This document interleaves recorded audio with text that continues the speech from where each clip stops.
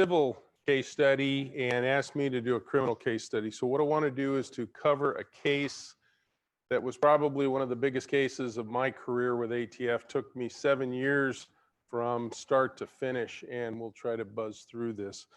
This is a case that took place in Carman, California, a small community just outside of Sacramento. And it occurred in this house in the middle there, 6100 Mary Lane. It was a small rental residence, and off to the right you can see a garage. It had been turned into a second rental residence. The fire occurred on January 7th of '97, and it was a typical middle of the night fire, 2:40 a.m. I was working there on behalf of Investigator Tom McKinnon with the American River Fire Department. Tom's now retired. And we had a good relationship along with Jeff Campbell here, who's at the back table, where we would work a lot together on various scenes so that I, as an ATF CFI, could get the number of fires in that I needed to get and also help them out if necessary. So Tom calls me up at about 3:30 in the morning and says, we have a 2-alarm fire at this rental residence with severe injuries. Thought that there may be fatality that came out of it. The pictures you're seeing here are obviously, as the fire department is still on scene, they had the stringers out there, the private folks that were taking photographs and video for the news stations. What we've got here is a small 2-bedroom house, and there's a family of 6 that had rented that. So you can see the fire department is up on the roof, venting the roof over the dining room and kitchen, and they're also fighting a fire on the front porch. This is kind of looking at it from just a slightly different angle. And on the right, you can see where an old garage has been turned into another living type space. Just various photographs there of folks in the neighborhood. And this is one of the fire photos that I just wanted to show. This particular picture will come to light with regards to a statement by the defense witness later. I'll just describe this as a dining room window that leads out into a passageway. So our investigative team wasn't just American River and ATF. It involved Sacramento County Fire Protection District, where Jeff worked at the time. He and another investigator were on scene. The California State Fire Marshal showed up along with their canine. And then I was there. And later on, we had other ATF special agents involved. Now, this was at the scene. However, once we got into obviously it's a criminal case, we did determine it was incendiary. And once we got past the incendiary classification phase, then we went into our arson investigation. We were working on a house fire from ATF under this concept of 18 U.S. Code 844I. This is the typical jurisdiction that ATF has for arson. Now, what it is a little convoluted, you might say, but it says whoever maliciously damages or destroys or attempts to damage or destroy by means of fire and explosive building, vehicle, or other real or personal property, and this is the kicker, used in interstate or foreign commerce or any activity affecting foreign or interstate commerce shall be imprisoned for, and then it goes on and on. So the kicker here that gets ATF involved is this interstate or foreign commerce. And you might ask how it is that a rental house is involved in either of those. I'll be happy to talk about it later this evening, but in essence, the courts have decided that rental property affects interstate commerce. So that got us in the door. So these were the folks that were in the house. These are a Vietnamese family. There's 2 brothers, Tri Tran and Duc Tran, and their sister Ngoc Tran, her daughters Mai Nguyen and her son Tin Nguyen, and then Hien Tran. Hien was the youngest daughter, and actually she turned out to be Duc Tran's daughter, but his sister was taking care of her and had adopted her. So early on, it was fairly clear that we had a crime at the fire scene, and I didn't need to spend as much time there because we had a very talented team left behind. So I decided I'd go to the UC Davis Burn Center where all of the victims had been taken, and I asked to be joined by an ATF female agent because of the sensitivity of talking to some of the family members. I thought it might be better if some 6'3" guy wasn't coming in wearing a uniform and trying to get information out of them, that maybe I could have somebody else do a different approach if it turns out that I didn't work out too well. As the rest of the day turned out on the scene, things got really kind of confused as well. Tom McKinnon, who was the principal investigator on scene, ended up being sick, running around the yard throwing up. The senior Sac County Fire Protection investigator was called away to handle an urgent administrative issue. So basically what that did was cut our team back in half the very first day. They stayed on the scene though, and I just stayed at the hospital because I thought the witness statements would be crucial to us at that point. Now looking back at I just wanted to give you another quick refresher of what this house looked like from the top. The street is down at the bottom of this picture, and it's a dead end to the right. Here's the rundown from a sketch. The family lived in the left house in that diagram. You see bedrooms on the left side of that picture with a bathroom in between. The front of the house, which is at the bottom of the picture, is a kitchen and a dining room off to the right of that, and to the north of that, or I'm sorry, to the upper part of that photo is the living room, and then there's kind of a family room out in the back. There's a basement underneath that house, and then off to the right was that garage that was turned into a family room. Here's the basic dimensions. The house measured approximately 48 feet by 35 feet with the extension of 19 by 19. Now, when we had this investigation going, we expected from the very get-go that we had flammable liquids involved because there was a statement right from the get-go that Molotov cocktails were involved. So they brought out Bugs, the fire marshal's canine, who did gave some small alerts along the front porch of the house and also into the hallway, but gave significant positive alerts in the dining room area where there was a large window, and those extended back towards the rear of the house into the living room.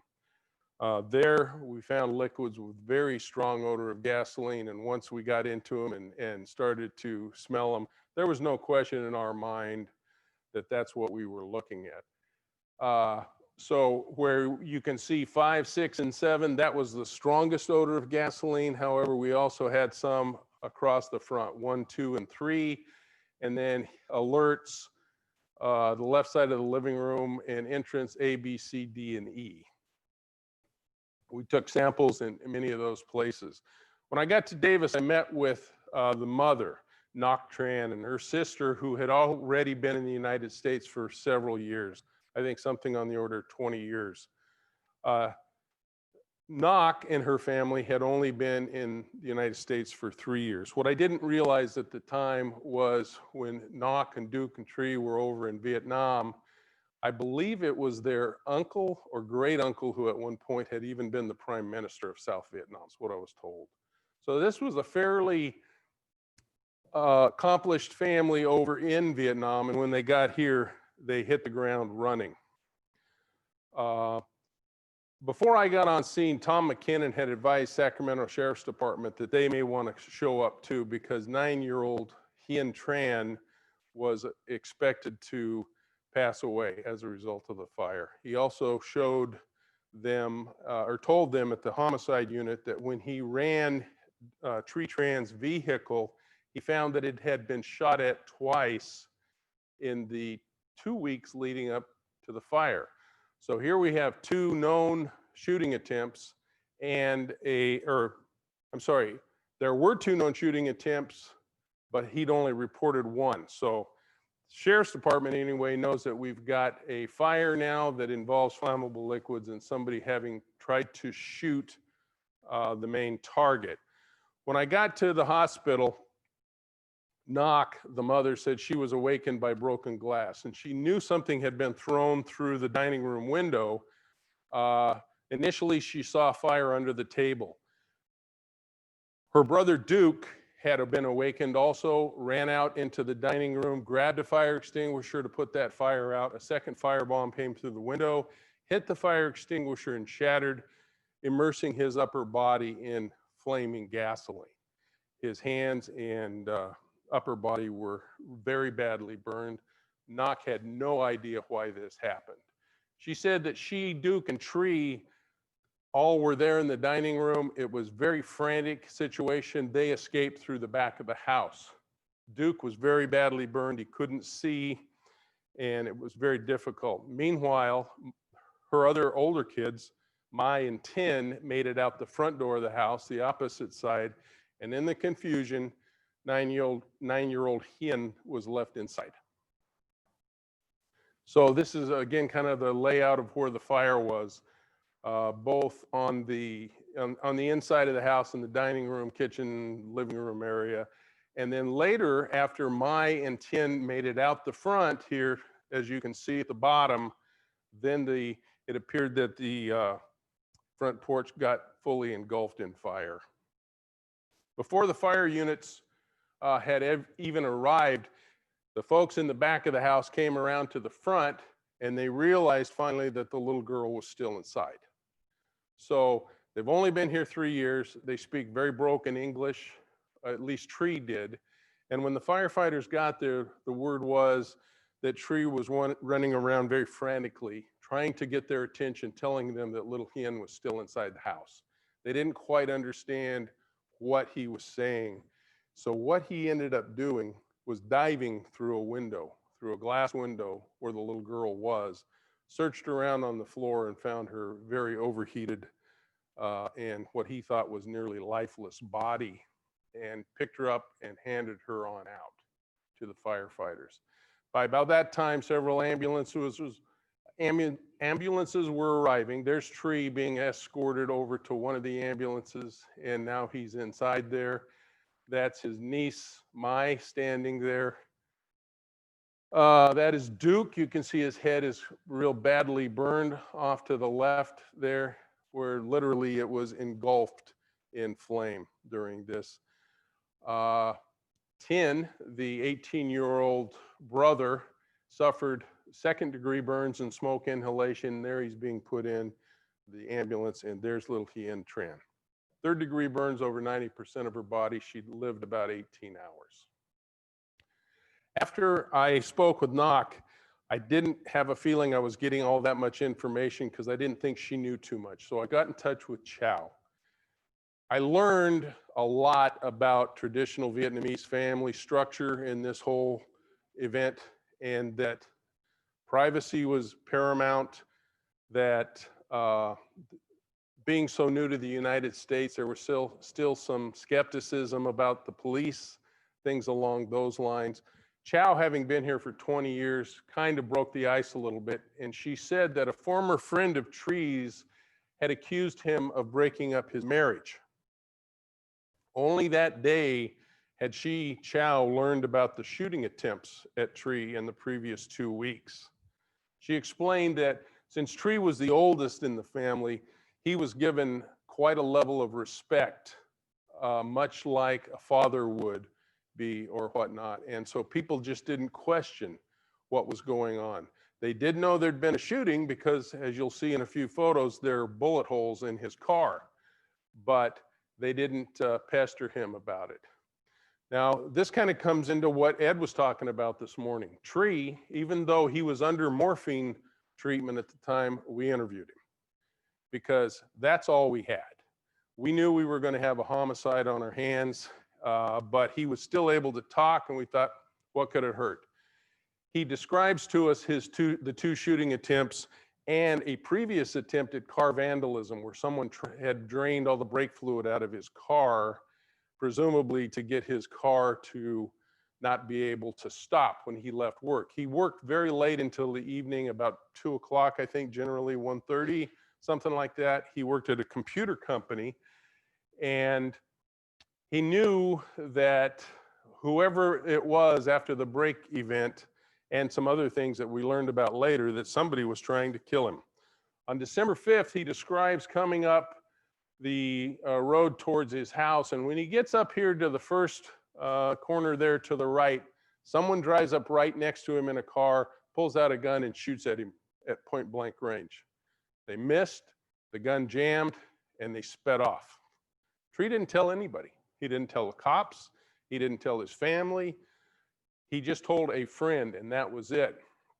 Now, 2 weeks later, he's coming down this same path after work, middle of the night. He gets to that corner, takes a left to Mary Lane. As he's driving down that road, he sees a car waiting. And as he passes, somebody jumps out of the car, takes a stance with a firearm and shoots. That bullet came very close to hitting him. He said he'd only reported that second shooting because he just didn't really trust the police and he wasn't quite sure how to handle all this. This is his van. You can see in the bottom right picture, there is a bullet hole very close to where his head would have been. There's some close-ups of it. It went through and hit the windshield on the other side. Tree said that when the deputies responded to that report, he told them that he thought a man responsible for that event was a guy named Tan Hu Lam. Tan Lam was a former friend of his. They used to hang around together, drink beer, play cards, things like that. But he knew Lam was trying to kill him. This is a picture of Tan Lam. At the time, Tan was about 45 years old. You can see both Tree and Tan in this picture with another group of friends that would get together regularly. Apparently, Tan lived in a nearly complete Vietnamese community, apartment community, and so there were a lot of people in that community, very close ethnic group that would get together and have dinner and go to parties. So Tree said that the night of the fire, after having been shot at twice, his nerves were still on edge. He came driving home, took that same route. He got to the end of the street, remember it's a dead end right there, and pulled in with his car or his van. And when he was in there, he just couldn't sleep. So instead of going to his bedroom, which he shared with Duke and Tin, the two other males in the house, he just stayed out in the living room. And he said he was just nervous, couldn't settle down. And at some point, he sees headlights come down to the end of the street. The car stops, kind of turns around, and the headlights pass in front of his house. It stops just slightly past his house, and he's not sure what's going on. He's really nervous. He grabs his portable phone, is walking to the window in the dining room when the first firebomb comes through the window. He screams, "Fire, fire."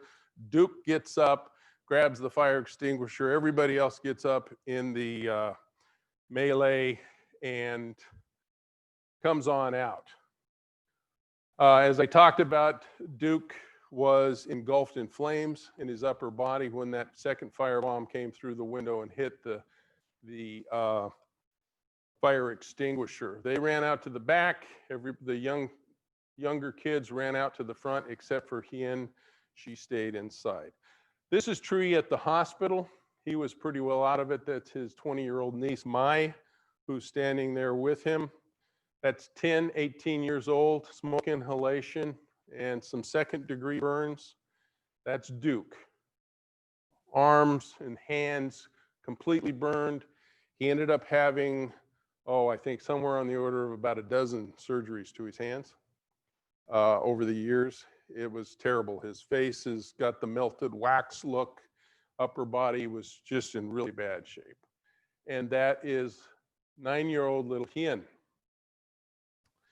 Now, at the time of this fire, when I started to learn all this, I took a special interest in this because at the time I had a 9-year-old son at home.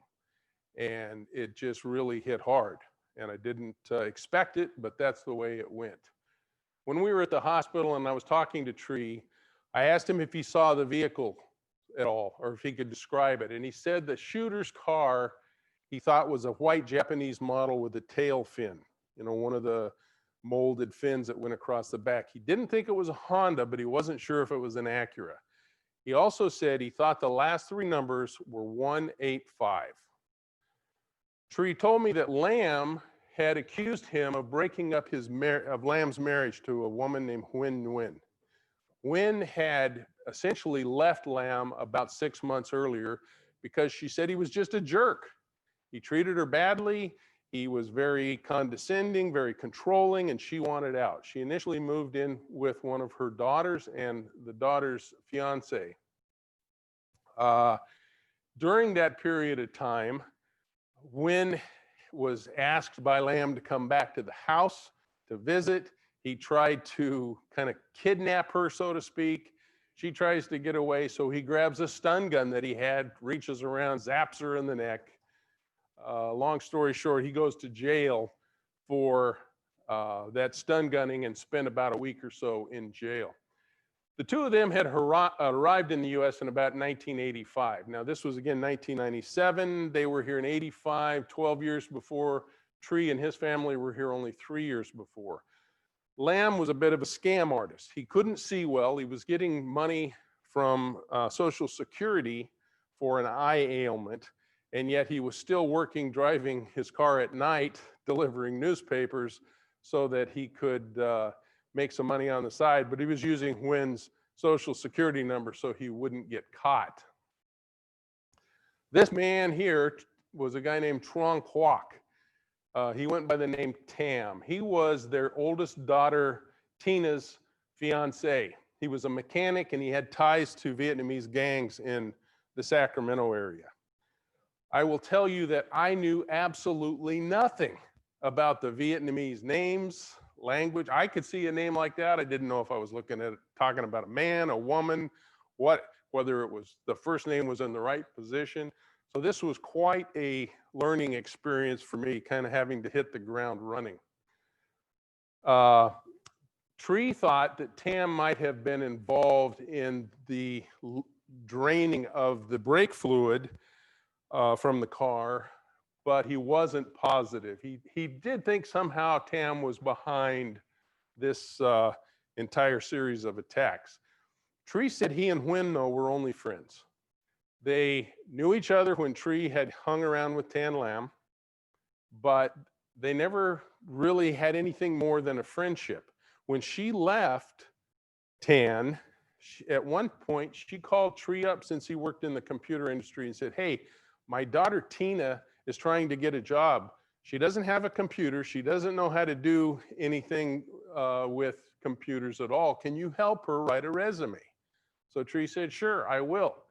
He gets together with her a few times, writes the resume. She's very grateful. She would meet him about every 2 weeks at a local Denny's, hand him a week's worth of Vietnamese food to eat because he didn't cook for himself.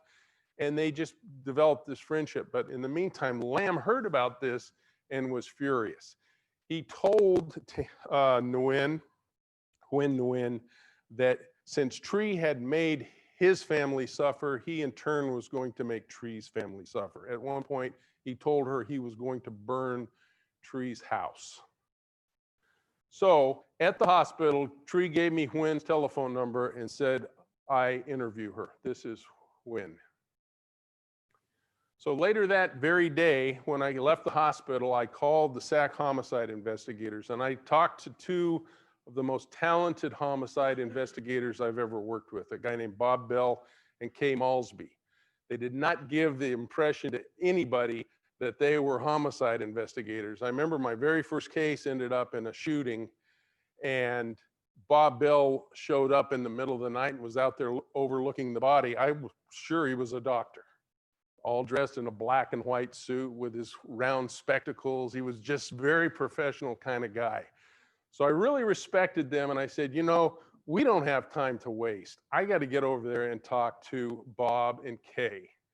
I passed on Tree's comments about the Lamb and the white car that Tree thought he saw with 185, and I told them We think Hyun's going to die. We need your help. Please get involved in this case. Now, again, this is less than 12 hours after the fire. Bob and Kay decided what they would do is go over and talk to Tan Lam that afternoon. I was going to go talk to Huyen Nguyen, Lam's wife, and another couple of deputies were going to go interview the son-in-law, Tam.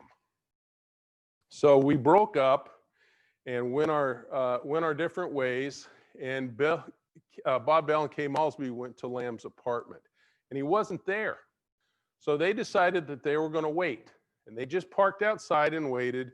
And again, this was a Vietnamese apartment complex, so there were a lot of Vietnamese people coming and going through the complex. But as they sat there, here drives by a white Japanese car with a tail fin with numbers 815.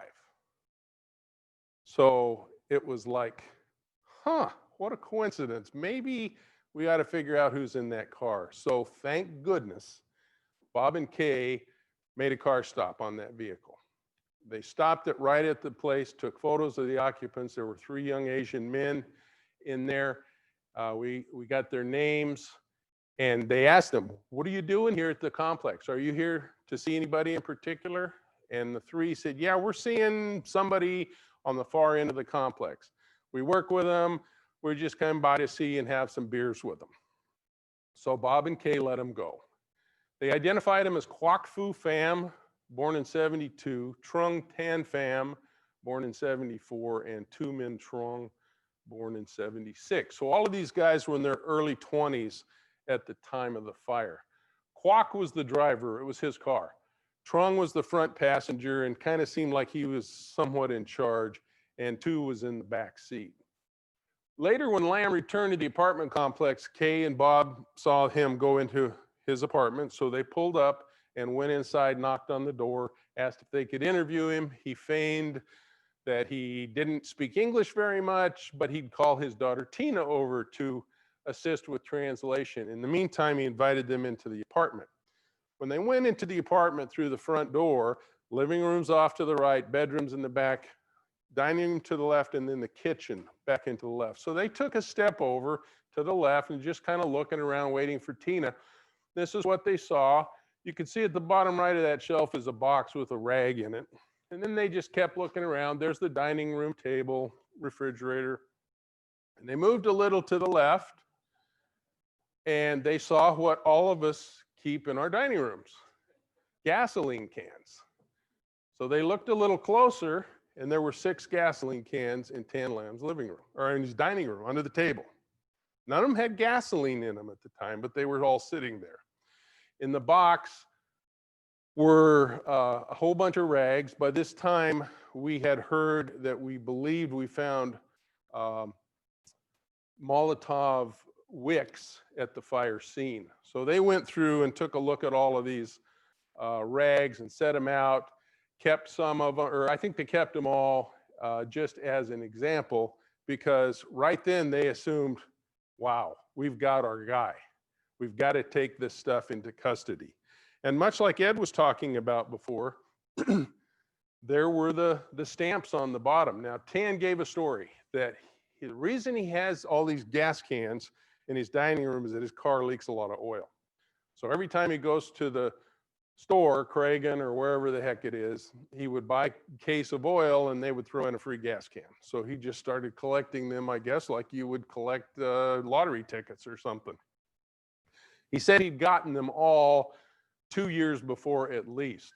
So that night, Bob Bell and Kay took all of these gas cans into evidence. They passed them to us, and the next day they were over at the laboratory getting examined. One of my cohorts at ATF took the codes off of that, and immediately in the morning was calling the manufacturer.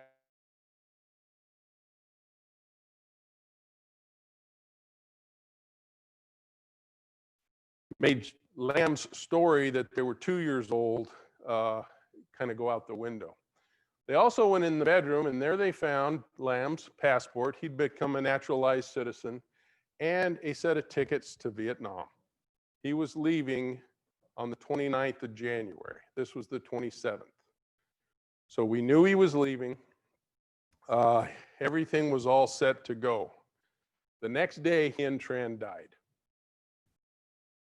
So at that same day, we had a chemist at the Sacramento, the next day, the January 8th, we had a chemist confirm the samples we got from Mary Lane were positive for gasoline. One day turnaround, people were kicking butt trying to get this case working. I can honestly say that in 20 years, I never had such a interested group of a lot of people get together to try to work a case than I did here. So after 2 days of scene investigation, I sought and received an arrest warrant for Lamb. I knew he was leaving the country. I didn't think he'd be back. We went to the sheriff's department and said, do you guys want to arrest him for homicide? They didn't think they had enough information. So with all of this information, we just kind of, if you lack of a better term, ramrodded an arrest warrant and complaint through the U.S. Attorney's Office. We got it to the judge, he signed it. Tan Lamb was arrested at the San Francisco airport, standing in line to get on the plane. ATF agents pulled him out of line and took him into custody. At the time, he had $11,000 cash, pretty good for a newspaper delivery man, that he was going to take over. So he was held without bail, and the rest of that year was spent trying to figure out who the heck Lamb actually got to set that fire. We knew there were 3 people, or 2 people at least. We knew there were 2 shootings, and Lamb wasn't the guy that was pulling the trigger. On top of all of this, we had all kinds of other stuff happen that year. 11 days after this fire, Jeff Campbell calls me up and says, oh, we got another doozy here.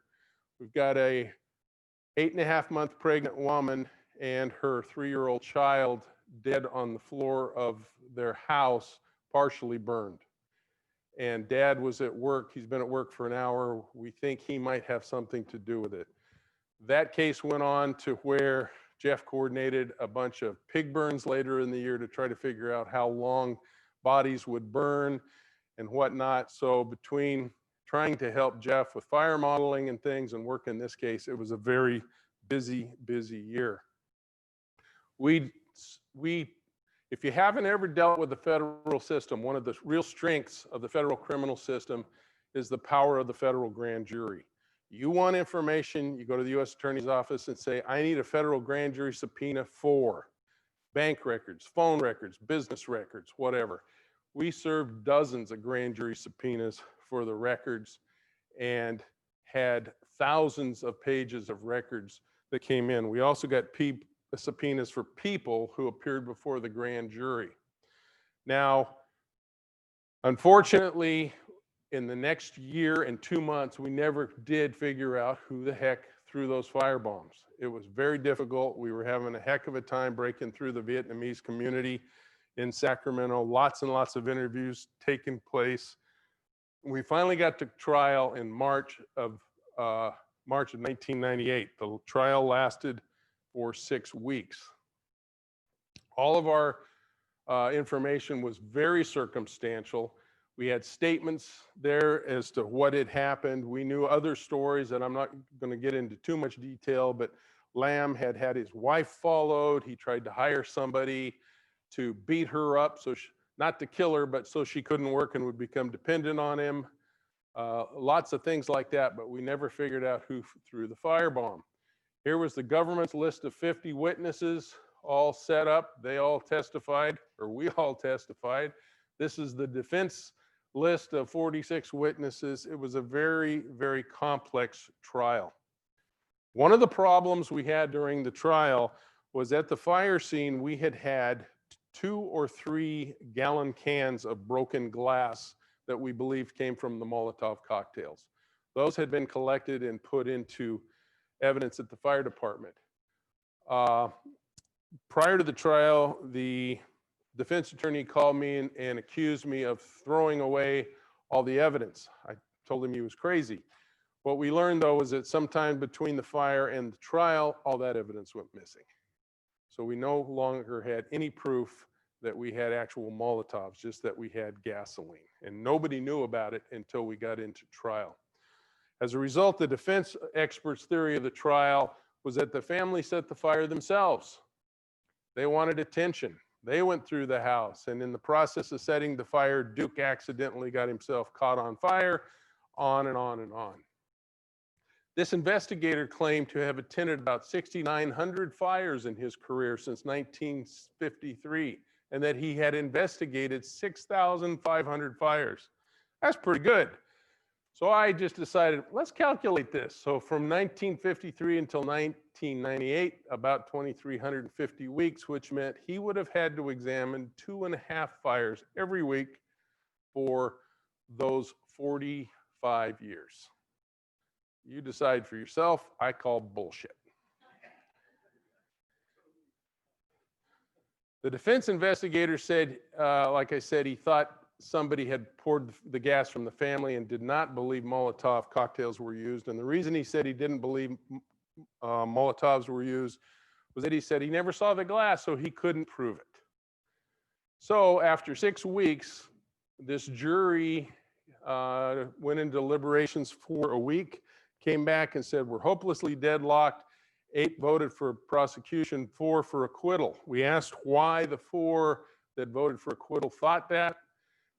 3 of them were elderly, and they said, well, mostly it's because of this seasoned fire investigator who obviously knows a heck of a lot more than these young whippersnappers that are running the case.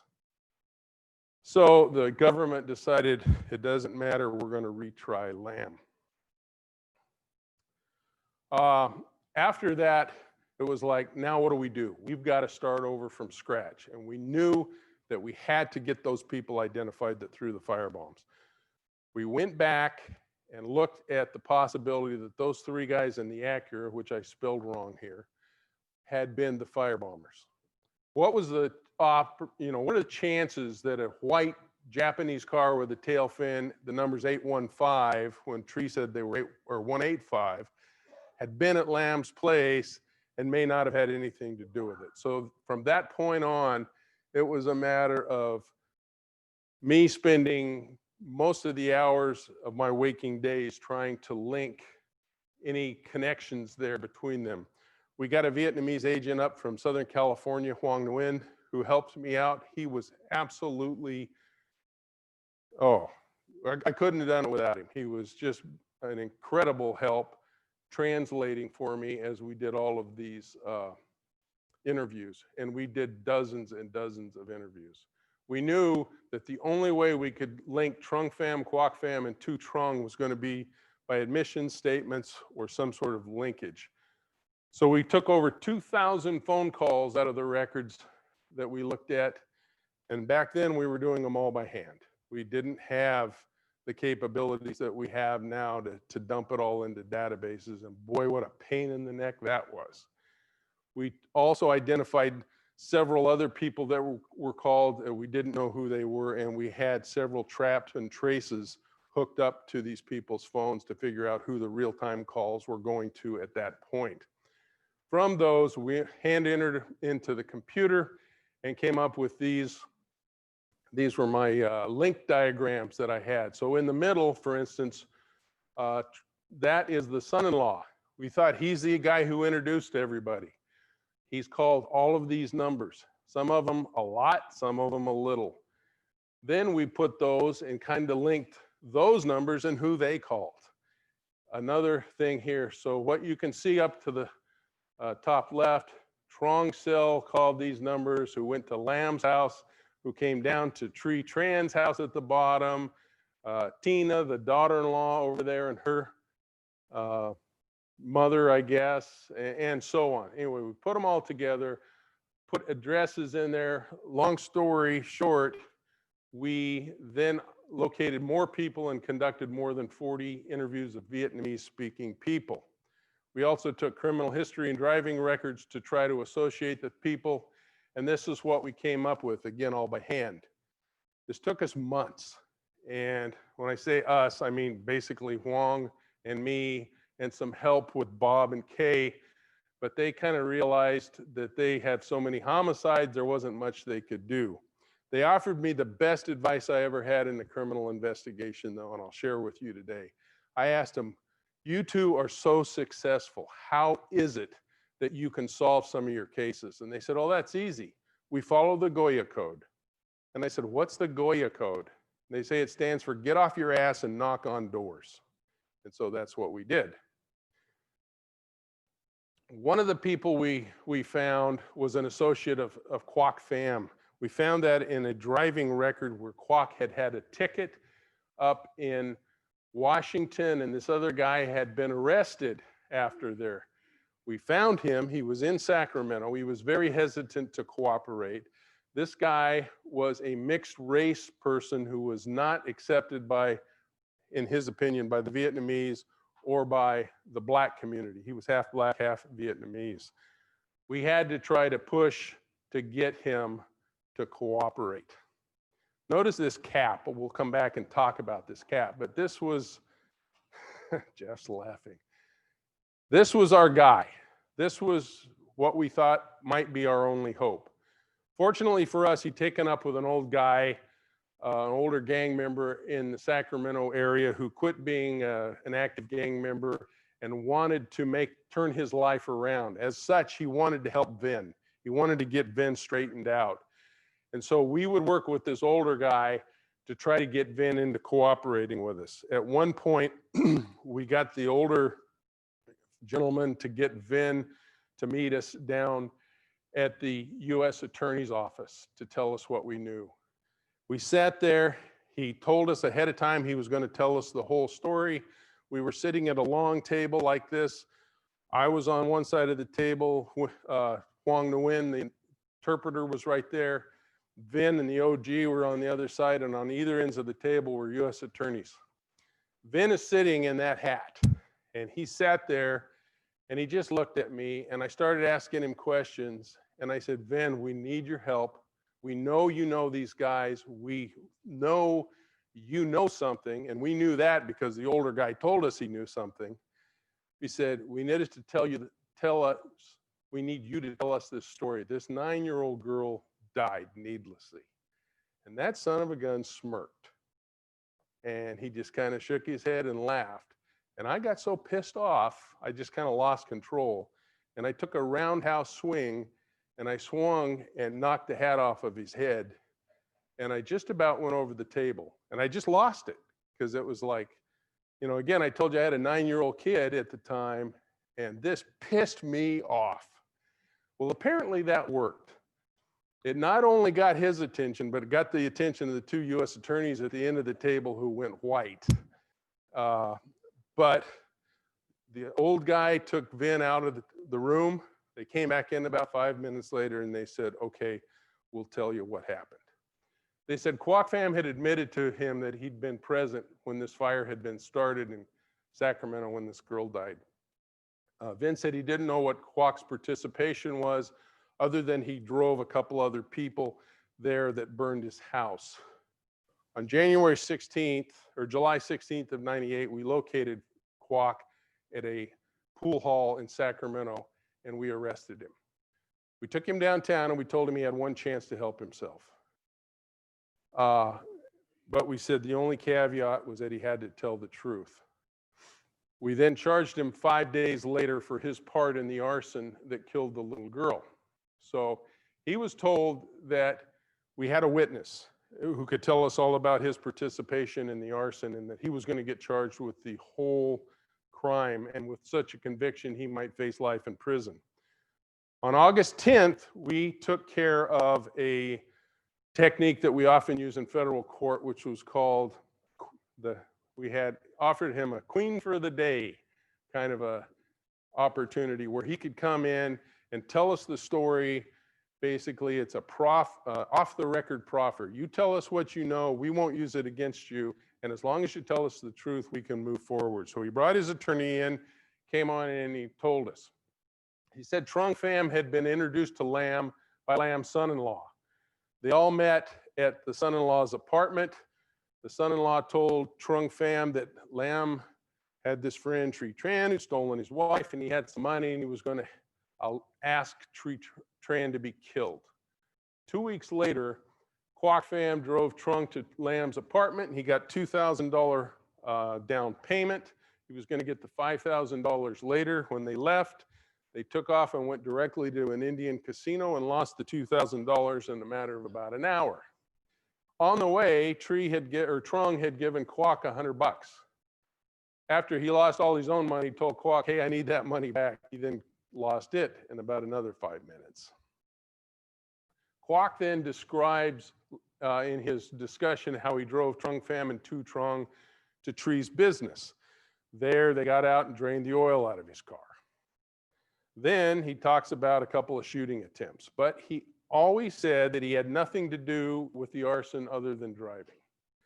So based on his information, we got arrest warrants and complaints filed against Tu Trung and Trung Pham for the same charge. Now, the thing to know about this charge is if somebody dies, the death penalty is on the table for that charge in the federal system.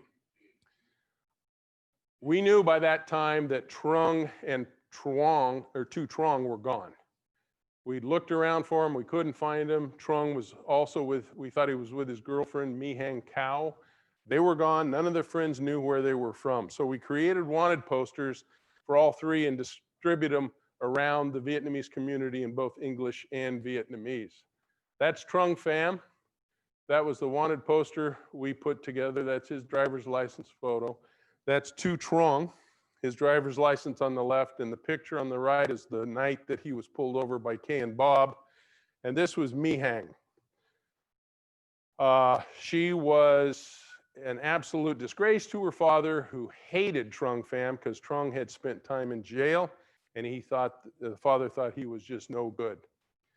Now, on July 24th, knowing that we hadn't had any luck finding Trung and Tu, we enlisted America's Most Wanted to do this, air this case for us. They came to Sacramento. We staged a fire in a house, and here comes the first America's Most Wanted episode. I want to show you real quick that describes the, oh boy. You told me how to do this, didn't you? And I can't find the cursor. Sorry. Yes, absolutely. Yesterday I was about to tip him off the stage, but he was so helpful. Tonight, from our crime center in Washington, D.C., Kate Sullivan. From Atlanta, Georgia, John Turchin. And now, from Seattle, John Walsh. Good evening. Our first story tonight is one that you won't soon forget. A family thrust into the center of a deadly jealous rivalry. They would be forced to perform heroic acts just to try to stay alive. But would their bravery be enough to save them?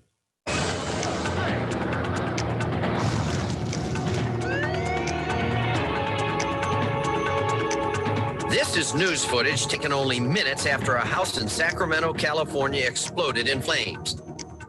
These EMTs are desperately trying to save a 9-year-old girl's life. She and her family were caught in a firestorm that turned out to be a vicious act of arson. It's a horrific crime which deeply affected ATF fire investigator Steve Carman. This is an incredibly cowardly crime because the perpetrators, they don't know what's going to happen. They don't know who's going to die, who's going to suffer, whose lives are going to be changed forever. Steve leads the investigation. He's managed to piece together the complicated series of events. Steve says the flames of arson sprang from the flames of jealousy. Dan Lam, a middle-aged Vietnamese immigrant, divorced his wife about 6-8 months before the fire. He found out that his ex-wife was dating one of his former friends, and that enraged Lam. That former friend was 44-year-old Tree Tran. Lan wanted Tree to stop seeing his former wife. He, in response, tried to stop that relationship, and when he wasn't able to, he went ahead and hired someone to kill Tree. On December 5th, 1996, police say Lam hired this former Vietnamese gang member. They say Lam paid him $2,000 to shoot Tree. Tree, in his own words, recalls the series of events that led to the fatal bombing. I was coming home from work one evening and a car was following me. The car pulled up next to me and a man shot at me. The gun then jammed and they sped away.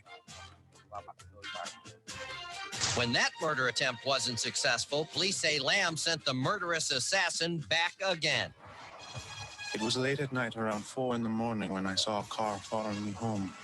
I looked in the rearview mirror and saw someone get out and fire 2 rounds at the back of my van. One bullet hit the car, but I was safe and I sped away. Police say Lamb was furious. The former Vietnamese gang member who Lamb had hired now asked a friend of his to help. Police say the dangerous duo bought gasoline. The plan was to burn Tree's house to the ground. On January 7th, 1997, at about 3 a.m., is when the fire was set in Tree's house. The family was all home. It was Tree, his brother and sister, and the sister's 3 children. I heard a car late at night, so I went to the window and looked out. I saw someone running. There was an explosion and the house was on fire. I heard a glass breaking and Tree screaming fire.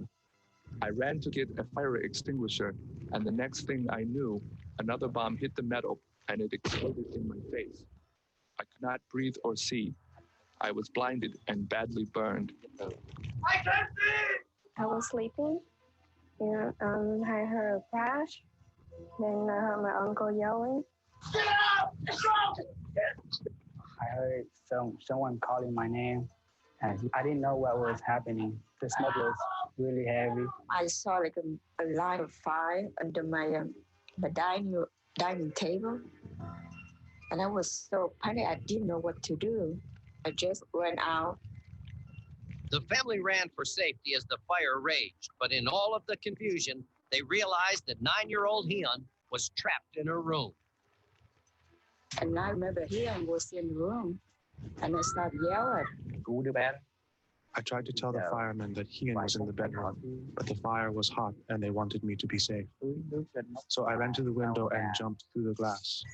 I found Hyun in the dark room, her body hot and lifeless.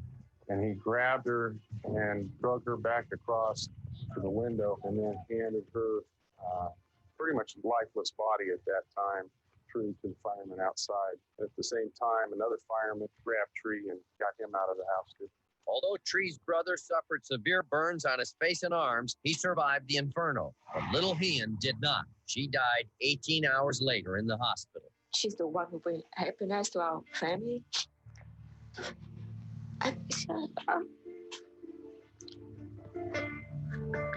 Tree definitely risked his own life to save Hyun. The conditions that building was experiencing at the time with the fire and the heat is very, very dangerous, very life-threatening. I am not a hero. My lovely niece is dead. My brother's life is forever changed. My sister is without a child.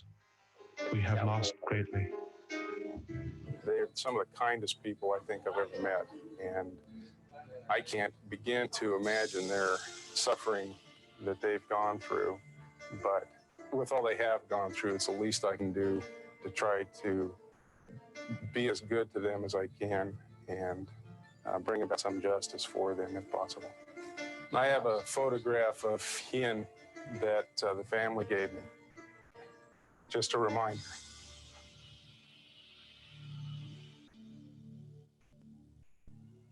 Good investigative work paid off for Steve Carman. Lamb was arrested at the San Francisco International Airport. He was minutes away from boarding a plane to Vietnam. But the 2 alleged firebombers, 24-year-old Tu Trong and his suspected accomplice, 22-year-old Trung Pham, got away. Authorities say a special alert goes out to Alaska and along the Gulf Coast to commercial fishing vessels. Both fugitives have shrimping and fishing backgrounds. And one more clue, Trung Pham may be traveling with his girlfriend, Mi Hang.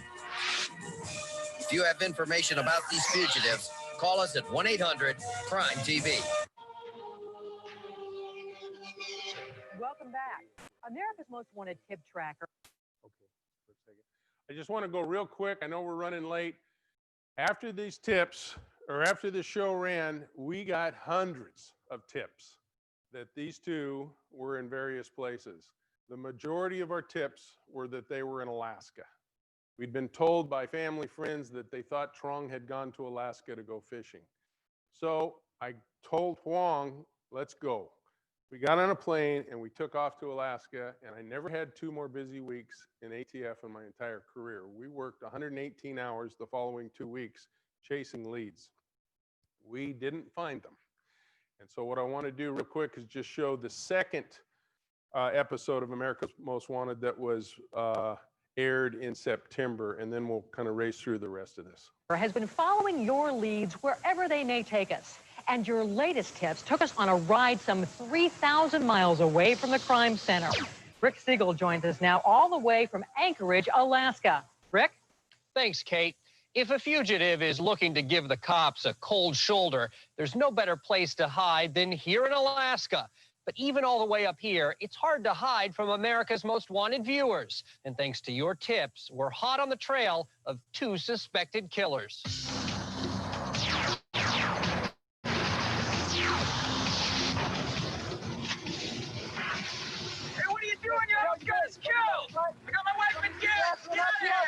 I know now that these guys are killers. They would not have hesitated to shoot me or my family. Brian Bourne never thought he'd be the victim of road rage until he and his family were caught between 2 vehicles racing on this highway outside of Anchorage. First car pulled off, got away. The second car blamed us for allowing them to get away. Then we pulled over and got into an altercation on the side of the road. I got out of my car, I had words with the driver. The passenger side door opened up. He got out of the car, went into the back seat underneath the armrest, pulled out a semi-automatic handgun. I couldn't even believe this was actually happening. It just happened so fast. I got scared. I thought he was gonna start shooting me or my family. My wife started screaming, "Don't shoot, don't shoot. He has a family, somebody help us." They saw people come running. They jumped back in their car and they sped off.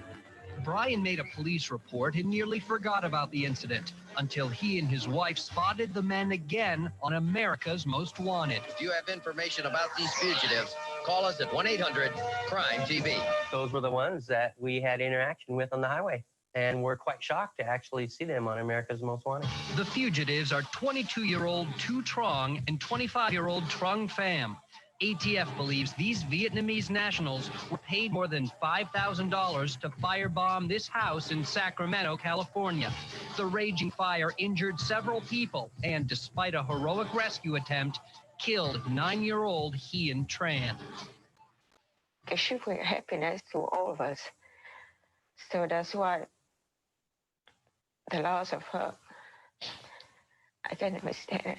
Since the fire, ATF fire investigator Steve Carman has been working around the clock chasing Hien's killers. This is an incredibly cowardly crime because the perpetrators, they don't know what's going to happen. They don't know who's going to die, who's going to suffer, whose lives are going to be changed forever. Trong and Pham are thought to be on the run with Trong's girlfriend, Mi Hang. She may very well be the woman involved in the road rage incident and several other encounters in Alaska. Thanks for calling in. I appreciate it. The night the show aired, we received more than a dozen sightings of Trong, Pham, and Hang. Where do you live in Alaska? Sitka, did you say?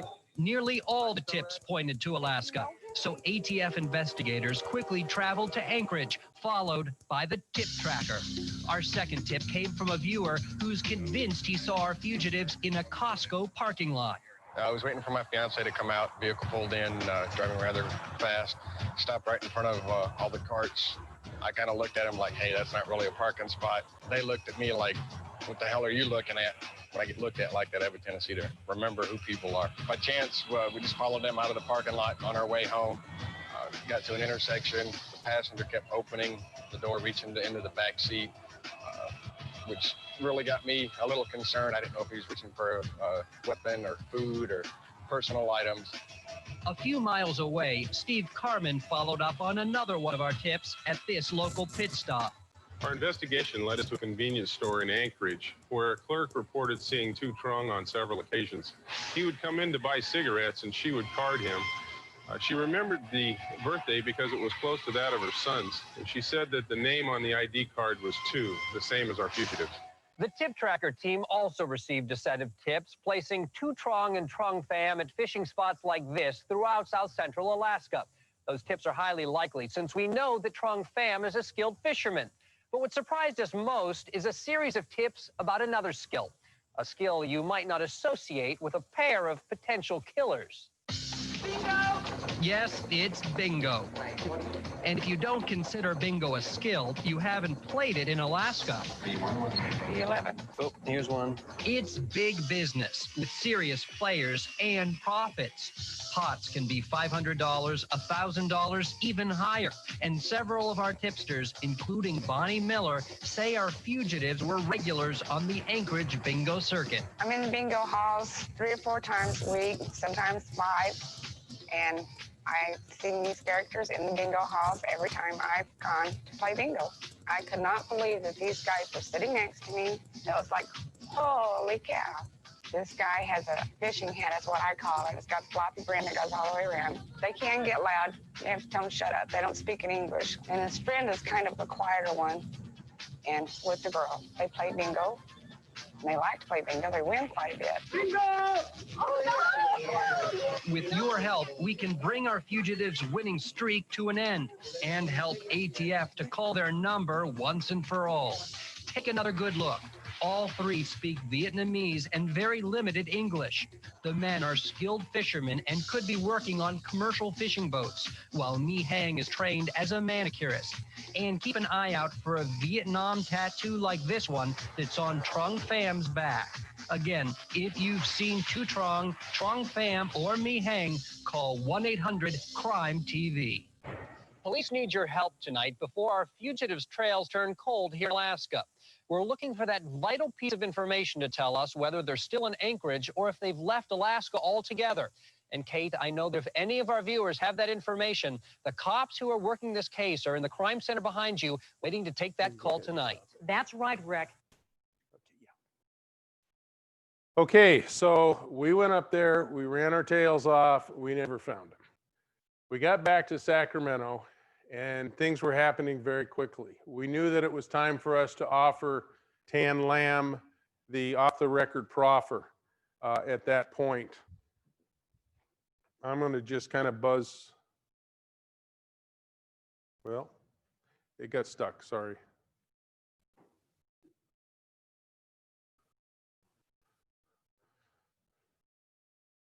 It's changing here, but just not down there. There we go. Okay, so we did our 180 hours, worked our tails off, no luck. On August 18th, after we were back, we met with Tan Lam and his attorney. He gave us his off-the-record proffer. He wanted a deal of less than 25 years in prison. He did confirm his son-in-law had introduced him to Trong Pham, and that it was 5 days later when we went back to Alaska for the tip tracker episode. On August 28th, Truong Quoc, the son-in-law, was indicted by a federal grand jury for 3 counts of making false statements. It's a real bugger if you lie to federal agents. Each count can give you 5 years, and it's a great charge. I would highly recommend any jurisdiction to pull that into their tool bag. He said he knew nothing about it. On September 10th, Tree's sister called and said she'd received a letter at her home from Lam, directly from him, and it said to go to Tree. The letter had California driver's license information for her husband, had their home address, Tree Trans CDL number, their date of birth and social security numbers, and the same information for his brother, Duke. Lam said he had many friends in jail and they were mad at Tree Tran and wanted to teach him a lesson for his immoral, incestual conduct. And he said if he provided his cohorts with specific information, there would be an article in the newspaper about your family. That would be Chow's. Now, this is September 10th. On September 11th, I was approached by a homicide inmate at the Sacramento County Jail through a sergeant. He said the inmate said that Tan Lam had asked him to arrange for a firebombing attack on the house of Tree's sister. This guy doesn't give up. The inmate said Lam had indicated he knew that there were children in that house and he didn't care if those children or the other residents died. He also asked for a cyanide capsule because he wanted to go out in a bang. When he got into court, he was going to take that cyanide capsule and do the funky chicken on the floor in front of the judge who pissed him off. That afternoon, we arranged for electronic surveillance of Lamb. We put a micro device on this murderer who was confessed. He was a confessed murderer who had killed a guy who molested his kid. He didn't seem to be a bad guy. And he put this all together. So after all of this type of stuff, Lamb also said that he arranged how they were going to pay the details. And I know we're late. I'll give this to anybody who wants it. Because of Lamb's attempt to firebomb Tree's sister's house, the prosecutors decided to seek permission from Janet Reno to seek the death penalty against him. There was our second story. And on December 2nd, 98, Janet Reno authorized the prosecutors to go after the death penalty. We presented that information to Lamb in court along with his attorney. At the same time, the judge read a statement by a psychiatrist that said he was competent to stand trial. Just prior to that, Kwok Pham pled guilty in federal court to one count of being an accessory after the fact. He was the driver. He agreed to continue assisting us. He was sentenced in federal court the following March to 9 years in prison, but the judge said, you keep helping, I'll give you 42 months. However, if we find out anything you've told us is wrong, stand by. You'll be back. August 15th of 2000, Trung Pham and Mi Hang Cao were apprehended in Houston, Texas. Of interesting note, they had never been in Alaska. They had gone straight to Texas. The way we found them was a private investigator who lived in Mississippi had seen the episode. He was so touched by the episode on America's Most Wanted, he went to work and he found some link to Mi Hang Cao in Houston, Texas. He called me, gave me the information. We passed it on to Texas and they arrested them the following day. December 4th, 2001, now that's a year later, Tu Trong turned himself in. The reason Tu finally turned himself in is I decided to make him my pet project at that point, and I kept showing up at his parents' house every day, pestering the hell out of them. They got tired of me, apparently got in touch with Tu and said, you got to get back here and turn yourself in. So he did. He was very hesitant, but he did. He'd been hiding in New Mexico. In 2002, after those two were back and after Trung Pham had given us a story, we realized Kwok Phu Pham wasn't quite the innocent driver that he said he was. So the judge brought him back, said, and we re-indicted him for his part in the arson fire, which he had a much bigger role. His previous guilty plea was vacated, and we told him his sentence could go life in prison. April 25th, 2002, Trung Pham pled guilty in federal court for violation of one count, which resulted in Hien's death. He may be eligible for parole after 35 years. In January 2004, Kwok Phu Pham was again sentenced, and the judge wasn't the least bit impressed with his playing games the first time, so this time he gave him 30 years. He told him that if he was a good boy, this time instead of 42 months, he could look to get out after 17 years. August 4th, 2004, Trong Kwok was sentenced to 5 years in federal prison for making false statements. One more thing, Tu Trong. When Trung Pham came forward, once he was in custody, gave us his story, he said, look, I screwed up. I am really sorry. I was a drunk back then. I did this stuff because I was so offended by what Tree Tran did, which turned out to be nothing, but what they thought he'd done. We tried to get Tu Trong to come in and give us a statement. He held off. He was playing games. He wanted to play poker. The U.S. attorney finally agreed to a 25-year sentence after he eventually gave us a little bit of information and said, well, we'll agree to 25 years, but it's up to the judge. We went into the judge. The judge found out that he'd been playing games all this time, and the judge said, you know, I'm really tired of this. I know they suggested you should get 25 years in prison. I'm sentencing you to life. So As of right now, Tanhu Lam, 70 years old. He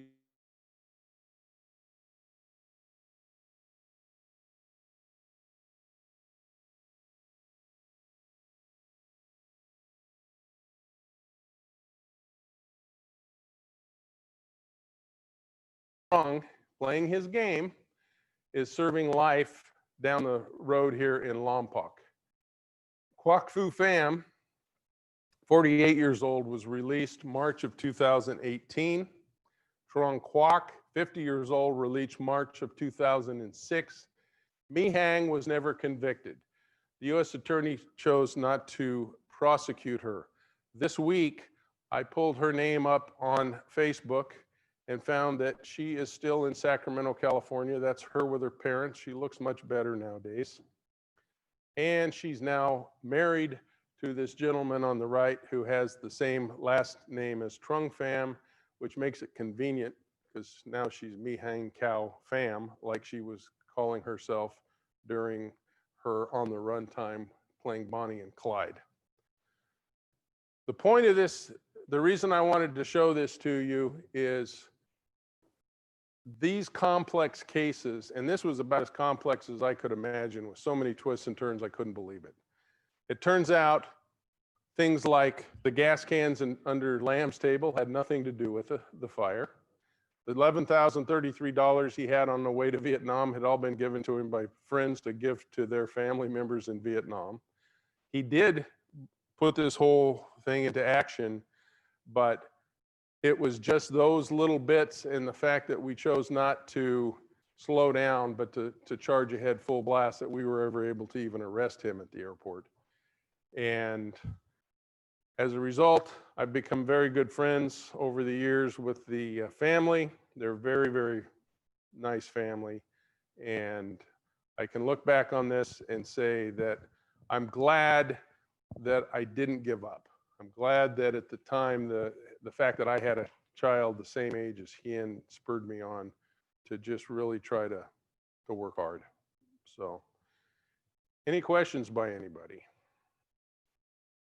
Well, to do Paul Harvey's the rest of the story, what Steve won't tell you is he was recognized as ATF Special Agent of the Year for work on that case. And the family was there for his retirement dinner. So thank you. Sorry we're 4 minutes over the 5:30 deadline here, but I hope everybody enjoys the debate tonight and gets a pretty good chuckle.